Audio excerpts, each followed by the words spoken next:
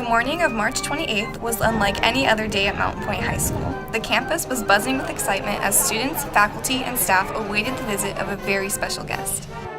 Seniors Alexis Bibbins, Mia Miller, and Raquel Labessa were recently assigned a project in Mr. Waddell's American Government class that included researching a government official. We got the governor, so we had to contact him. So I chose to email him, and we all wrote a letter. It was just about what his normal day is like and what it's like to be a governor and stuff like that. The group took the research project one step further and invited the governor to visit Mountain Pointe.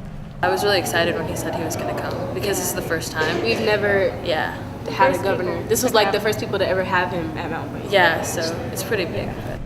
The governor arrived shortly after the beginning of the school day, where he was met by the school's principal, Bruce Kipper, TUHSD Superintendent Dr. Kenneth Baca, and members of the school board, as well as other VIPs. How are you? Good to see you. Governing board member Cindy and I. After a group photo, the governor was greeted by a throng of students outside the entrance to Mountain Pointe, which included an opportunity for a selfie or two with Mr. Ducey.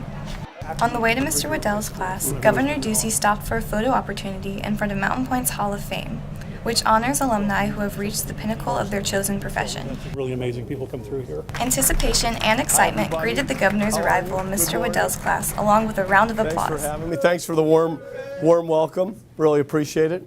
Mr. Ducey spent the next several minutes taking questions from the students. This is the most rewarding part of your job. Josh, I think the most rewarding part of being governor is that you can, directly affect the lives of people inside the state. I think I'm lucky and fortunate to have this opportunity. After the question and answer session, the governor presented Mr. Waddell with a certificate of recognition for his work with the students of Mountain Pointe. Mr. Ducey's visit did not end with Mr. Waddell's class.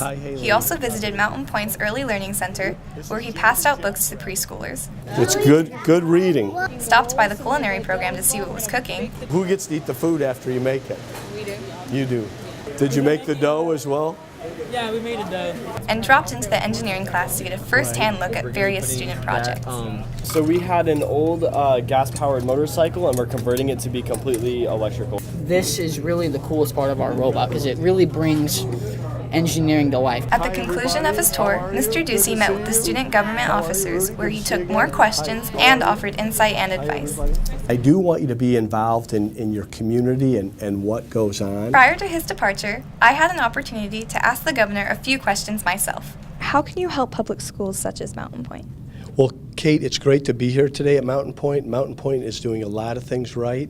As governor, I always think of what resources does the school need so that it can have the right teachers in the classroom, that it can have the right leadership, the right principal, and then it's reforms, things that we can do that improve K-12 education, take advantage of the changing economy and landscape like technology and so many of the things that I saw today at Mountain Pointe. Many students aren't old enough to vote, and they feel as though they don't have a voice for this state. So how could they have a voice?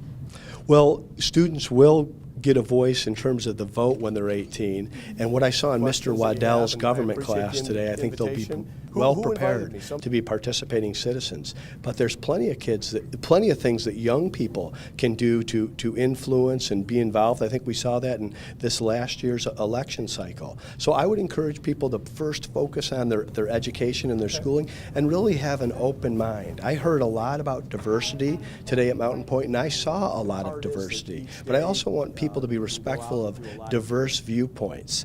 And I think if we can have that and we can have a respectful, healthy dialogue and debate, we'll have better public policy. And that's really the best way young people can be prepared to turn 18 and cast that first vote. What are some advice you could give to students who want to go into government? Well, I would say to all the students here, whatever you want to go into at this stage of your life and career is to get a good education. It gives you options. I think it's safe to say that the day was a remarkable learning experience for Mountain Pointe students and the governor.